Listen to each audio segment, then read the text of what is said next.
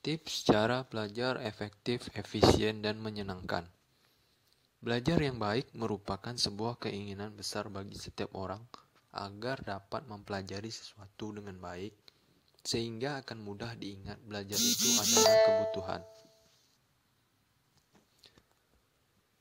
Tanpa belajar, mustahil kita bisa tahu dan mengerti tentang banyak hal.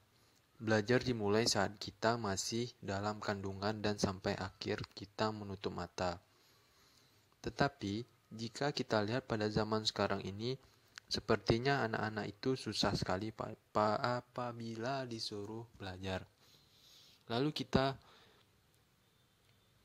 bagaimana akan menjadi pintar kalau sedangkan belajar tidak mau?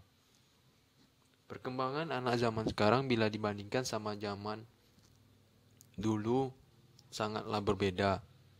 Kenapa begitu? Lihat saja, orang zaman dulu semangat belajarnya tinggi, tidak seperti anak zaman sekarang yang melempem semuanya. Harusnya di era yang serba modern seperti ini, mereka harus lebih bersemangat karena semua fasilitas yang mereka butuhkan sudah tersedia dengan lengkap. Ada banyak hal yang bisa Anda lakukan untuk belajar efektif dan menyenangkan. Tips ini juga bisa Anda terapkan bagi anak-anak Anda yang kurang bersemangat dalam belajar. Anda harus memberikan pengertian bahwa tanpa belajar, kita tidak akan pernah tahu tentang banyak hal. Bagaimana negara kita akan maju jika generasi penerus bangsanya malas? Yaitu yang pertama, tips cara belajar efektif, efisien, dan menyenangkan. Yang pertama, bermain dengan kata. Cara belajar seperti ini bisa kita mulai dengan mengajak seseorang teman yang senang bermain dengan bahasa, seperti bercerita dan membaca serta menulis. Gaya belajar ini sangat menyenangkan karena bisa membantu kita mengingat nama, tempat tinggal, dan hal-hal lainnya dengan cara mendengar kemudian menyebutkannya. Yang kedua, bermain dengan pertanyaan.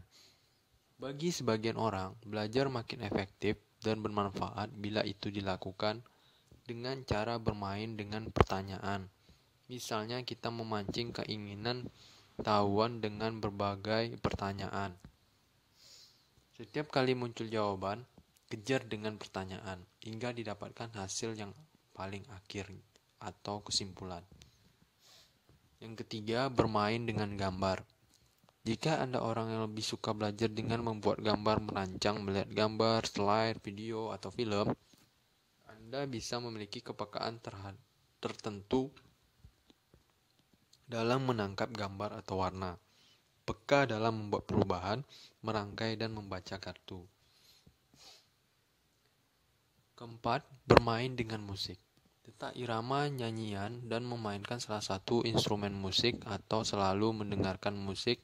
Ada banyak orang yang suka mengingat beragam informasi dengan cara mengingat notasi atau melodi musik. Ini yang disebut sebagai ritme hidup.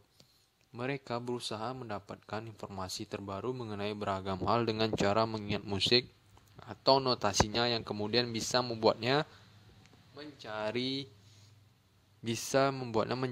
informasi yang berkaitan dengan itu.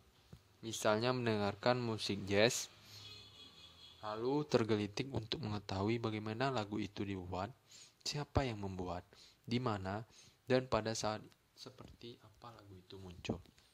Informasi yang mengiringi lagu itu bisa saja tak sebatas cerita tentang musik, tapi juga manusia, teknologi, dan situasi sosial politik pada kurun waktu tertentu.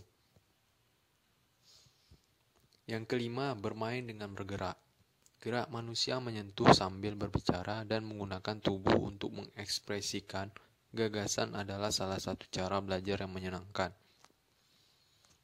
Mereka yang biasanya mudah memahami atau menyerap informasi dengan cara ini adalah kalangan penari, olahragawan. Jadi, jika Anda termasuk kelompok yang aktif, tak salah mencoba belajar sambil tetap melakukan beragam aktivitas menyenangkan seperti menari atau berolahraga. Yang keenam, bermain dengan bersosialisasi. Bergabung dan membaur dengan orang lain adalah cara terbaik mendapatkan informasi dan belajar secara cepat. Dengan berkumpul kita bisa menyerap sebuah informasi terbaru secara cepat dan mudah memahaminya. Dan biasanya informasi yang didapat dengan cara ini akan lebih terekam dalam ingatan. Yang ketujuh, bermain dengan kesendirian.